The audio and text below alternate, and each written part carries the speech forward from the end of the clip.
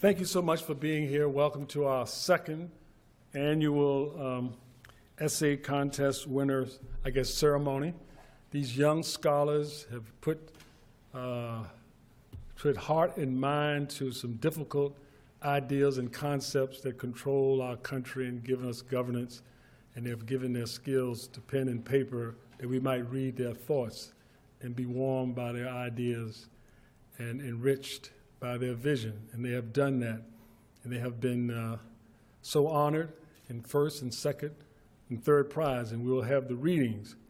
But I want to say before that, you see in your programs, there are judges, and all the states are represented by the judges, and I will just say for purposes of the way we do it, that judges have nothing to do with the judging of the contestants, and the judges do so in the blind. They don't know names nor state.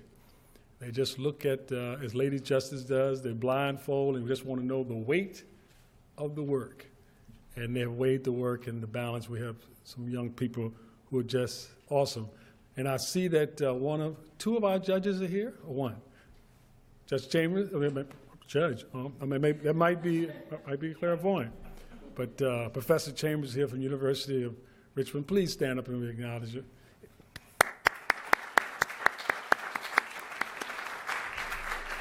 And you see in our program the other 5 judges. And obviously I thank my colleagues on the court.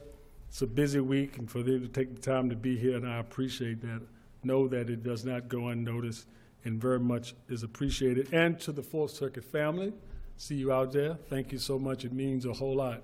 I just can't imagine being in high school or freshman in college and be able to read your paper in front of the United States Court of Appeals for the Fourth Circuit.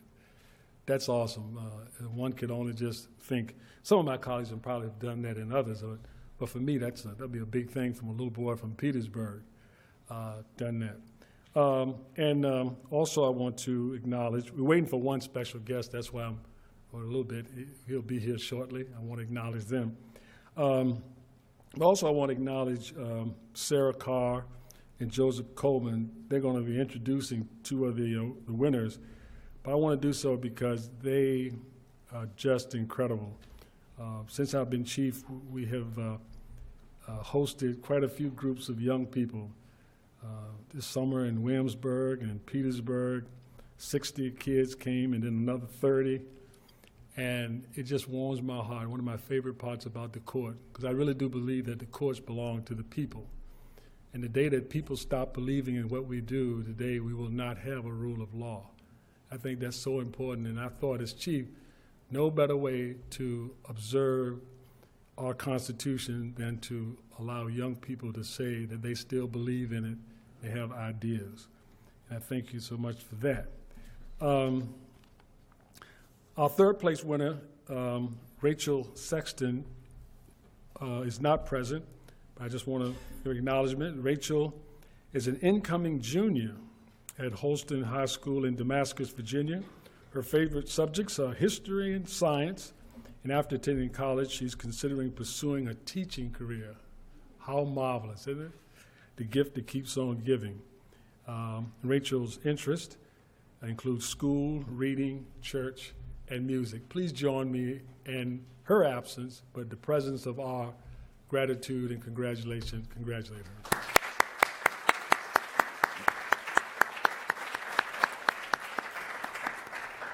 And Rachel will be receiving her check for $1,000 as our third place winner. Am I correct, Pat? The check is in the mail and it's good? It's good. All right. We have with us parents. I want to recognize Owen's father, Robert Peck. Please stand, be acknowledged.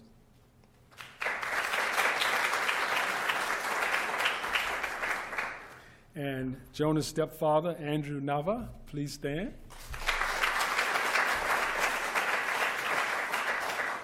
And Jonas has his grandparents with him. His grandfather, I think, is going to make a grand entrance. But Grandmom is here. Crystal Bagley, please stand and acknowledge. Thank you. And his grandfather, Donald, will be joining us shortly. When he comes in, we'll also acknowledge him. With that, I think I have done all that we preliminarily have to do, and we will get to, well, we don't want to start the readings without, are they soon coming? The grandfather coming? Just check real quickly, please.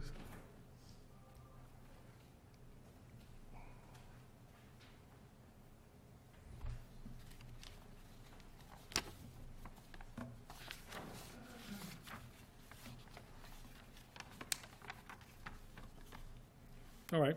What we'll do then, we will start, Sarah. Oh, good. Well, Owen is up next, so why don't we start with Owen? Come on up.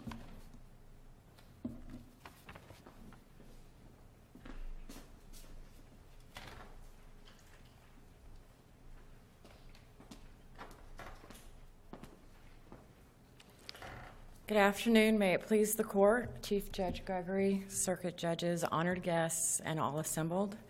I have the honor and privilege of introducing our second place winner of the second annual Fourth Circuit Essay Contest, Owen Peck. And as Chief Judge Gregory mentioned, his father, Robert Peck, is here to celebrate with him. Owen is a recent graduate of Maggie L. Walker Governor's School here in Richmond, and he was a member of the nationally recognized We the People team. He is now a freshman at the College of William & Mary and continues to pursue his interests in political science and music. If you are close to Owen later, you will see his bow tie has musical notes on it. Owen not only enjoys singing with two choral groups at William & Mary, he also plays and composes music for piano and organ.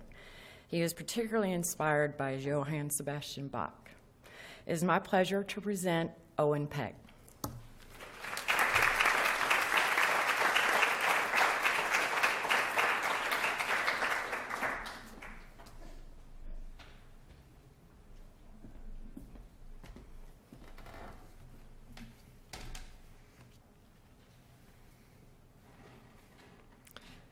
Since its ratification in 1868, the 14th Amendment has reshaped Americans' perceptions of our democracy. In many ways, the centerpiece of constitutional law in the modern day, the 14th Amendment includes provisions barring states from depriving people of their natural rights without due process of law, or denying them equal protection of the laws. The amendment's framer, John Bingham, believed that it would combat institutional racism in the southern states following the abolition of slavery. He also intended that its language would allow for the incorporation of the Bill of Rights to the states. Not even Bingham, though, nor indeed any of his contemporaries, could have foreseen the monumental shift in American political philosophy and jurisprudence that the amendment would usher in. Because education is an area over which the individual states have broad jurisdiction, the 14th Amendment began to alter the landscape of the rights of students and parents. Three main ways in which education policy has shifted are through equal protection, application of the Due Process Clause, and incorporation of the Bill of Rights. For nearly 100 years following the passage of the 14th Amendment, Southern states employed the separate but equal doctrine, requiring racially segregated schools. The court first confronted this doctrine head-on in the 1896 case Plessy v. Ferguson. In one of the most flawed judicial decisions in American history, they supported a conservative interpretation of equal protection under the laws, under which separate but equal was deemed an acceptable protection of the rights of black students. However, Justice John Marshall Harlan anticipated the future of the debate when he famously dissented in the case, writing, "Our Constitution is colorblind and neither knows nor tolerates classes among citizens." In 1954, the Progressive Warren Court decided unanimously to strike down separate but equal in Brown v. Board of Education, this time specifically in reference to education. A year later in Brown 2, they mandated that states integrate their schools with all deliberate speed. Since then, the Equal Protection Clause has been applied in myriad other circumstances, including in the case Plyler v. Doe. The court decided that even the children of illegal aliens had the right to an education in public school, because the 14th Amendment's equal protection under the law extends to any person, not just citizens. Through this decision, the right to an education was established as fundamental and carries numerous implications to this day. The 14th Amendment's Due Process Clause has also been applied to our education systems. One substantive due process right that has been established through cases such as Meyer v. Nebraska is the right of parents to generally direct the education of their children. In Pierce v. Society of Sisters, the court struck down an Oregon law that required all students to attend public school. Justice McReynolds wrote in the majority opinion that the child is not the mere creature of the state. Those who nurture him and direct his destiny have the right, coupled with the high duty, to recognize and prepare him for additional obligations. Procedural due process, too, has played a notable role, such as in Goss v. Lopez, when the court identified the right to education as a property right, unable to be denied to students without due process. This understanding should foster positive change by discouraging purely punitive measures such as suspension and instead offer more opportunities for students to grow. The incorporation doctrine, derived similarly from the Due Process Clause, allows the Supreme Court to selectively apply the protections guaranteed in the Federal Bill of Rights to state governments. Accordingly, throughout the second half of the 20th century, the court began to hear cases about issues such as free speech and establishment of religion in public schools. The court's 1969 decision in Tinker v. Des Moines for the first time acknowledged that students possessed First Amendment rights and that even political or controversial speech could not be limited unless it represented a material disruption to school activities. Morse v. Frederick, the wildly entertaining 2007 case that saw Chief Justice Roberts try to ascertain the exact meaning of bong hits for Jesus, admittedly saw the court take a step back in their protection of student speech. Still, this issue promises to remain in the national consciousness, with events like the shouting down of Milo Yiannopoulos on the campus of UC Berkeley making headlines. The case Engel v. Vitale applied the First Amendment's Establishment of Religion Clause to schools in order to disallow school prayer. Even by providing a non-denominational, voluntary Christian prayer, the court ruled that those actions constituted an endorsement of a specific religious tradition by a government actor, the school. It is the nature of the 14th Amendment, more even than any other part of the Constitution, to mold itself around pressing contemporary issues and ground the present political debate in principles of constitutional and common law. For example, North Carolina's now infamous Public Facilities Privacy and Security Act, commonly known as the Bathroom Bill, was, in my opinion, unconstitutional under the Equal Protection Clause. Other Bill of Rights protections, such as the Fourth Amendment's protection from unreasonable searches and seizures, have been only shallowly explored in education-related jurisprudence, although Justice White did write in New Jersey v. TLO in reference to the Fourth Amendment's application in schools. Indisputable is the proposition that the 14th Amendment protects the rights of students against encroachment by public school officials. This question will doubtlessly face the court in the near future, as privacy in the digital age presents new challenges, like the monitoring of activities on school Wi-Fi and searching of students' personal electronic devices.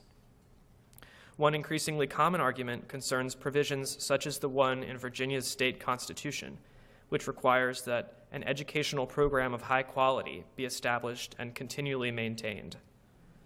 Does the Equal Protection Clause require a redistribution of resources and funding towards underachieving schools? The court will continue to use the 14th Amendment to protect and expand the rights of students in the future.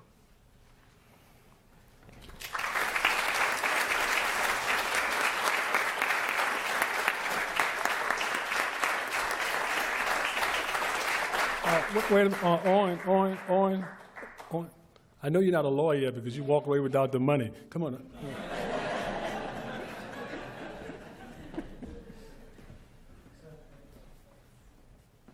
Owen, on behalf of the Fourth Circuit, it's my pleasure, and thank you so much for that awesome essay and your presentation of it. A very beautiful certificate, one that's not unlike the one that we give our beloved clerks when they leave us, in terms of the signature and the all of the imprimatur of our court as our winner. And also, here's a check for $1,500. I had the pleasure of having lunch with Owen and his father, and I'm telling you, this young man is as much of an incredible mind and just fulsome of thought and spirit, and personally as he is in terms of just his rigor in terms of this essay.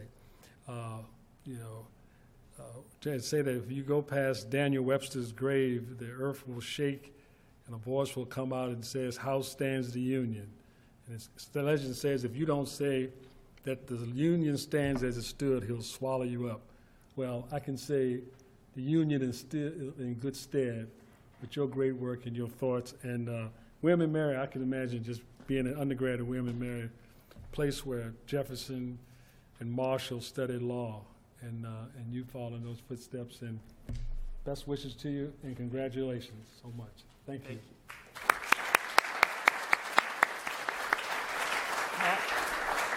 Thanks, Mark. Our photographer record has been all over the place, but not here. Joseph?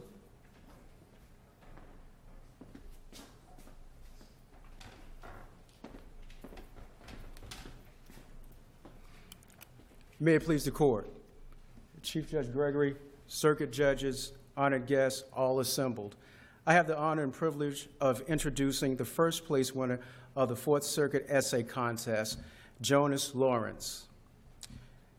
As noted in the program, Jonas is an incoming sophomore at Marriott's Ridge High School in Marriottsville, Maryland.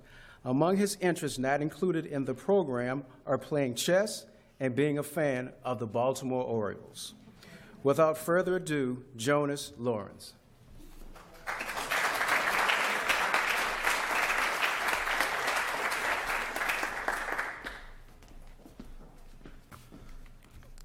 Thank you for that introduction, Mr. Coleman. I would also like to thank Chief Judge Gregory, as well as the other judges and the clerks for organizing this event. And finally, I'd like to thank all of the community members who are attending this event. I am Jonas Lorincz, and now I'd like to read my essay, The 14th Amendment and the Rights of Students. For 150 years, the 14th Amendment has impacted a wide spectrum of student life. Through its Equal Protection Clause, Due Process Clause, and by incorporating the Bill of Rights, the 14th Amendment has addressed issues such as which students share a classroom and whether students can be expelled without a hearing or made to recite prayers. Given its historical role in protecting the rights of students, it is likely that the 14th Amendment will continue to protect students in the future. The Equal Protection Clause of the 14th Amendment provides that no state shall deny to any person within its jurisdiction the equal protection of the laws. The most famous case applying the Equal Protection Clause to schools is Brown versus Board of Education. In Brown, African American children, through their parents, challenged their denial of admission to white segregated schools as violating the Equal Protection Clause. The Supreme Court unanimously decided that the doctrine of separate but equal is inherently unequal. In declaring segregation unconstitutional, the Supreme Court overturned a half-century of legal precedent that had stood ever since Plessy versus Ferguson. The impact of Brown cannot be overstated. The justices were correct that school desegregation would involve a social revolution. Violence and white flight were common reactions to Brown. While many schools integrated, others refused to do so. Even today, de facto segregation exists in some areas. However, integration also narrowed racial achievement gaps and increased opportunities for minorities. Linda Brown explained that the eponymous case has made an impact in all facets of life for minorities, taking away that feeling of second-class citizenship.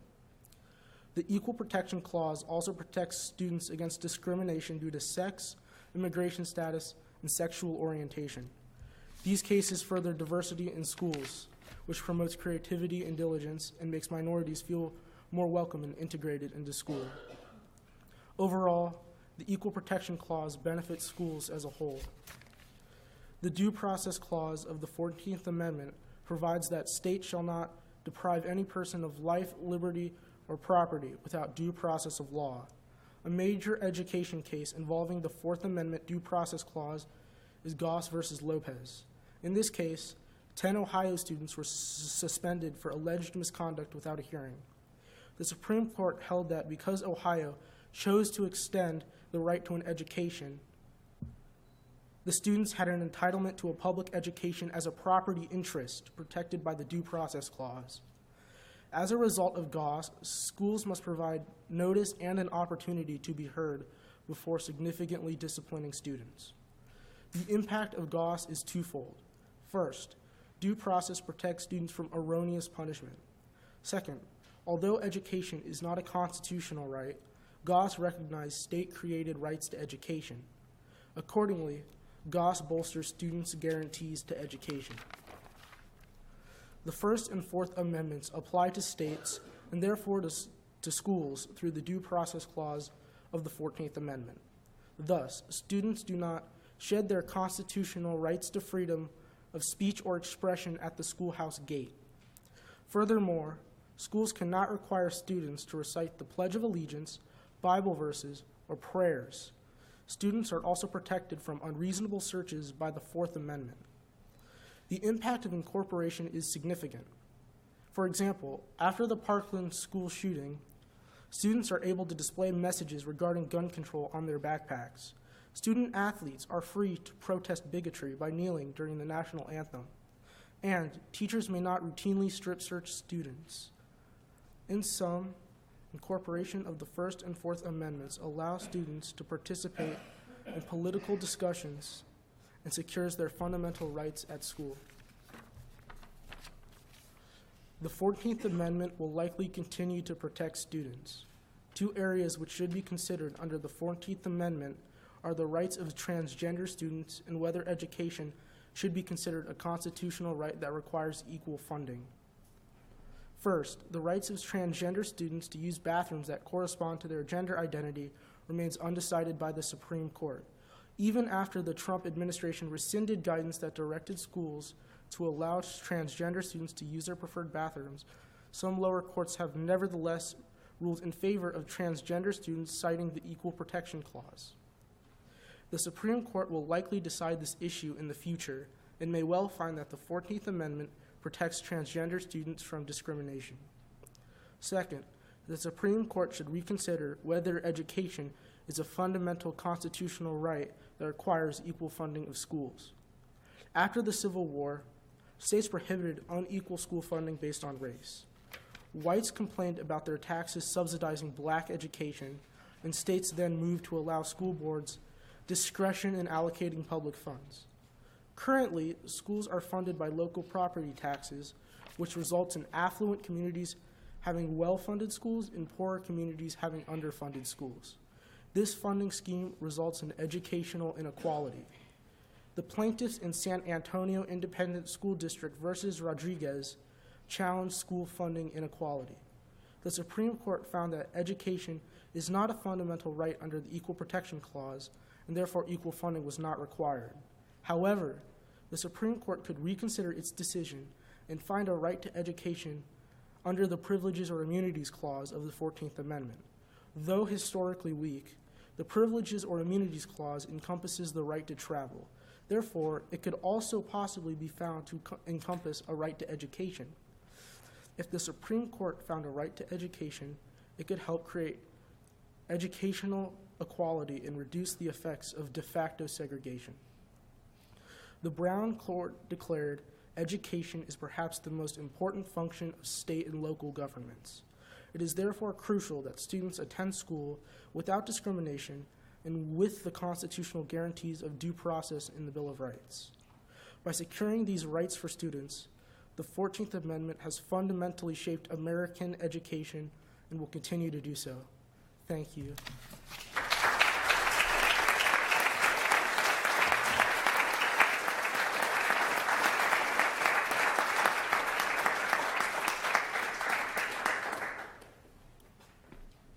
Awesome. Thank you so much, Jonas. Wonderful. Don't go anywhere. Wonderful. Just awesome. Mind you, 9th grader when he wrote that. He's just a rising. He's a sophomore now, and Rachel is just now a rising junior. She wrote as a sophomore, and I guess Owen, you're the old guy here. And just a note, so. Likewise, Jonas, just like Owen, incredible mind. We talked about engineering and all those things. It reminds me of the story of a mother. This fellow had friends, and all of his friends, when they would go home, their parents would say, "What did you learn today in school?" But this one mother with her son, her question every day was not, what did you learn? She asked this. She said, what good question did you ask today? Awesome. And Jonas asked great questions about the Fourth Circuit and about being a judge and what kind of cases we have. Incredible mind, engineering, and he wants to be involved in forensic witness, and maybe one day it might replace fact finders and that kind of thing. You put these algorithms and input them. So slow down the job because I haven't retired yet, so wait until you, maybe before you replace it that way. But yeah, it's absolutely wonderful. And I have for you likewise, beautiful jacket in closing and a certificate and a check for $2,000 as our first place winner. Thank you.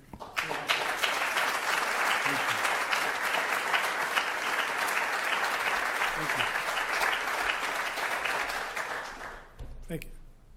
Pat didn't come back, so I guess, well, anyway, so Jonas' grandfather is here too, Donald Bagley will be joining us.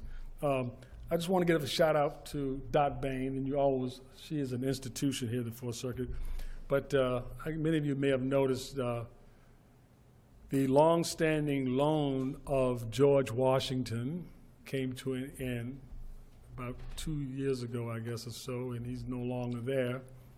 And so we were without a bust.